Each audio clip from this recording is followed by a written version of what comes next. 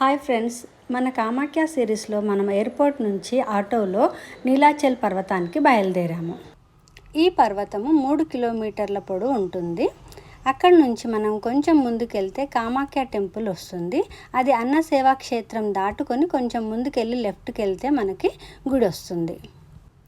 ఇక్కడే మనకి పంతుల్లో VIP tickets కోసమని 3000 తీసుకొని మనకు దర్శనం చేయిస్తారు.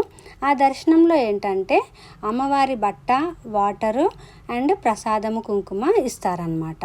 అదేంటంటే 1/2 అవర్లో దర్శనం చేయిస్తారు మనకి, కానీ 3000 ఖర్చు చేయాలి. లేకపోతే స్పెషల్ దర్శనం అని చెప్పి 501 రూపీస్ తీసుకొని అది రాత్రి 7 గంటల నుంచి లైన్లో నిలబడితే పొద్దున 6ంటికి టికెట్స్ ఇస్తారు. 7 నుంచి దర్శనం మొదలవుతుంది అనమాట. కానీ ఇది కొంచెం కష్టమే. దీనికంటే కష్టమైంది ఏంటి అంటే ఫ్రీ దర్శనం. అది అయితే 6 నుంచి 8 గంటల సమయం పడుతుంది. అక్కడికి వెళ్ళాక మా అక్క వాళ్ళు కూడా కలిశారు. అందరం కలిసి దర్శనం చేసుకున్నాము. ఇక్కడ జూన్ 22 నుంచి ప్రతి సంవత్సరము అంబుబాచి మేళా అని జరుగుతుంది. ఇదేంటంటే అమ్మవారి ఋతుస్రావం అయ్యే టైం అనమాట.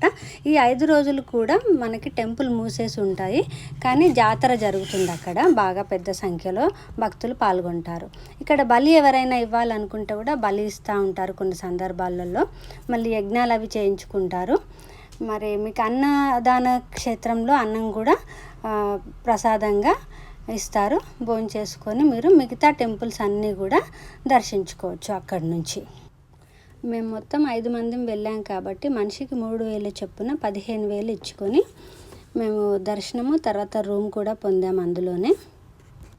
ఇలా మా రూము మాత గుడికి ఎదురుగా ఉంది. చక్కగా రోజంతా చూస్తూ ఆనందించాము. దాని తర్వాత సాయంత్రం వచ్చేసి భజన ఉంటుంది. అక్కడ ఇష్టం ఉన్న వాళ్ళు భజన కూడా అటెండ్ చేసుకొని సాయంత్రం ఆరతి ప్రసాదం కూడా ఇస్తారు. అది కూడా తీసుకొని ఎంజాయ్ చేయండి.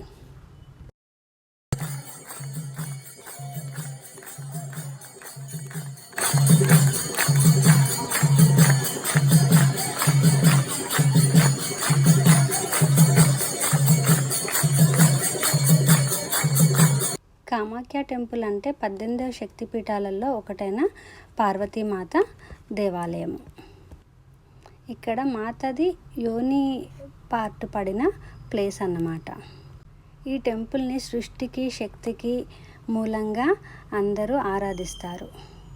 ఈ టెంపుల్ ఏంటంటే ఆధ్యాత్మికతకు తాంత్రిక సాంప్రదాయాలకు ప్రసిద్ధి చెందింది అని చెప్పుకుంటుంటారు. కామాఖ్య టూర్ పార్ట్ 3 గురించి వేచి చూడండి. Thank you.